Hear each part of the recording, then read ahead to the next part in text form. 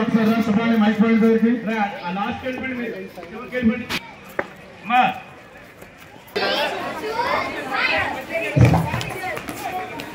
అందరు కూడా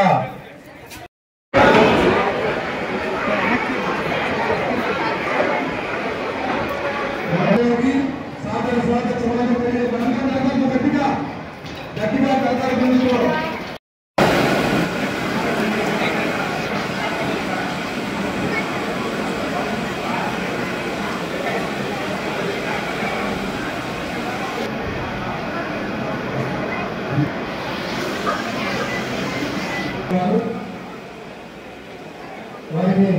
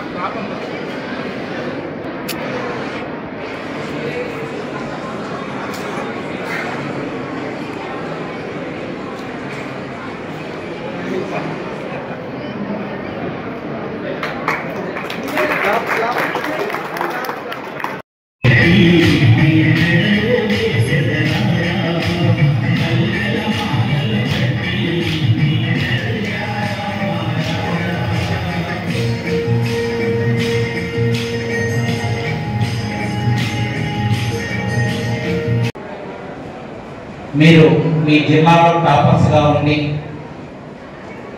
చెస్లో వాళ్ళందరినీ ఓడించి చాలా గొప్ప విషయం. జీవితంలో ప్రతిసారి కూడా మనం పోటీ పడుతూనే ఉంటాం.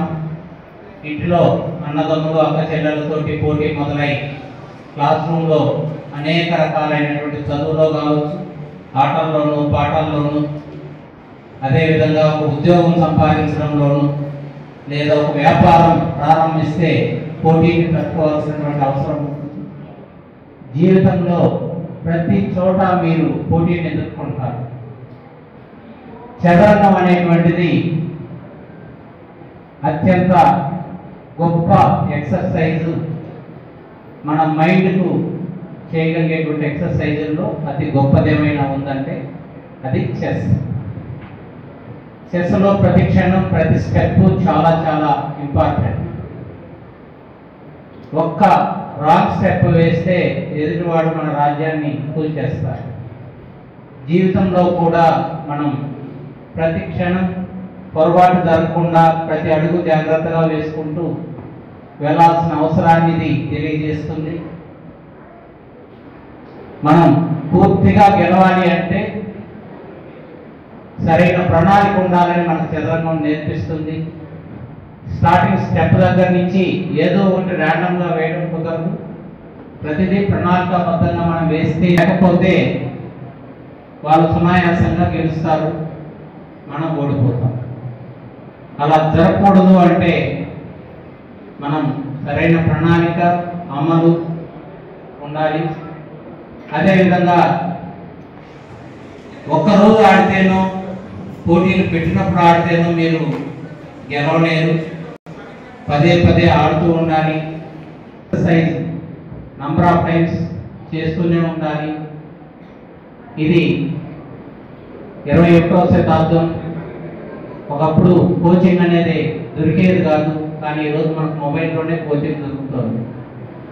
మనకు chess.com కావచ్చు, చెస్ సంబంధించిన అనేక యాప్స్ కూడా ఉన్నాయి. అందులో ప్రతి స్టెప్ కూడా మనం ఎలా వేయాలో వాళ్ళే గైడ్ చేస్తారు, నేర్చుకోవచ్చు. అదేవిధంగా చేసిన తప్పులను కూడా రివ్యూ చేసేటువంటి మెథడ్స్ కూడా ఉన్నాయి. రోజు ఒక 2 గేమ్లు మనం మొబైల్లో ఆడగలిగితే, జనరల్ మొబైల్లో గేమ్స్ ఆడద్దని మనం చెప్తూ ఉంటాం, కానీ చెస్ ప్లేయర్ వరకు అది ఎగ్జామ్షన్ ఉంది. చెస్ ప్లేయర్ మొబైల్లో ఆడితే మంచిది. రోజు ఒక అరగంట 2 చెస్ గేమ్లు కన్నా మీరు మొబైల్ ఆడితే మన మైండ్ షార్ప్గా ఉంటుంది.